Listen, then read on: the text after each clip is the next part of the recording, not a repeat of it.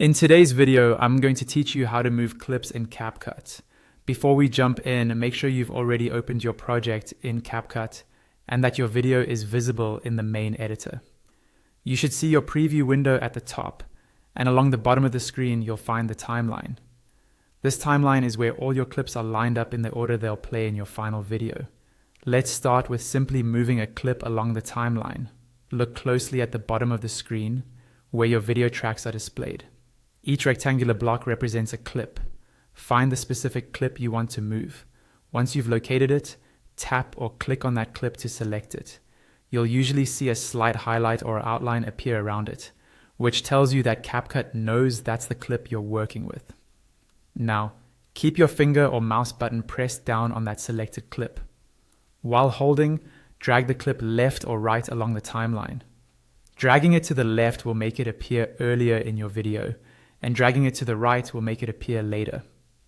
As you move it, pay attention to the position of the playhead, which is the vertical line showing your current point in the video.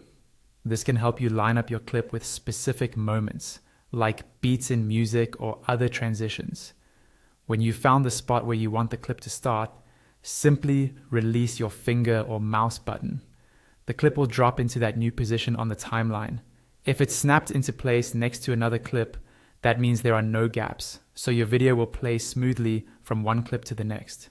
Now, if you want to change the order of your clips entirely, the process is just as simple. To reorder clips, all you need to do is drag one clip past another. Again, start by selecting the clip you want to move. Hold and drag it along the timeline until it passes over the clip you want to swap positions with. As you do this, you'll notice CapCut automatically shifting the surrounding clips to make room. This automatic adjustment helps keep your sequence continuous, without you having to manually fix gaps or overlaps. Take a moment to play back your project from a little before the moved clip. This quick check lets you confirm that the new order feels right and that the timing flows the way you want.